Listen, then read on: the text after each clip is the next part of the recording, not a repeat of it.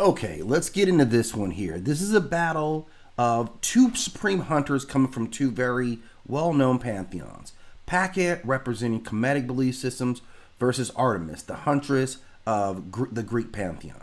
So let's get to know both of them a little bit. Now, here's what I really like about Pakhet. She's a lion goddess of the hunt.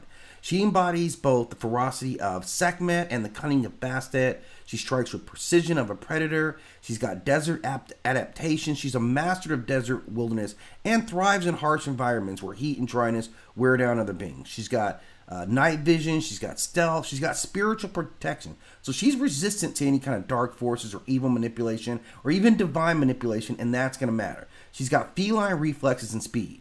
And she wields the claws of divine fury. They're capable of running through flesh, armor, and even magical constructs. And she wears protective amulets to ward off magic or curses. She's trained to be the height of desert survival and constant battle against supernatural threats. She's driven.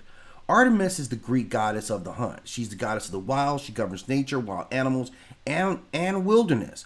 She's a perfect marksman with her divine bow. She's got speed and agility of a god, so superhuman. She commands beasts on some level, and she possesses true immortality.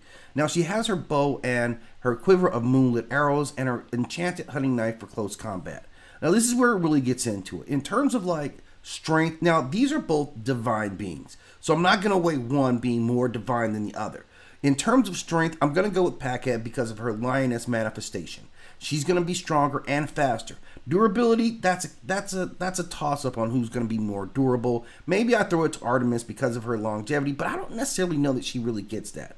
In terms of speed and agility, again, I go back to the feline embodiment, right? That feline reflexes and everything. In overall combat skills, Pakhet is more trained for stalking and striking with lethal intent, but her combat skills are more instinct driven, whereas Artemis is a perfect range combatant. So this is where it really gets nasty for the two.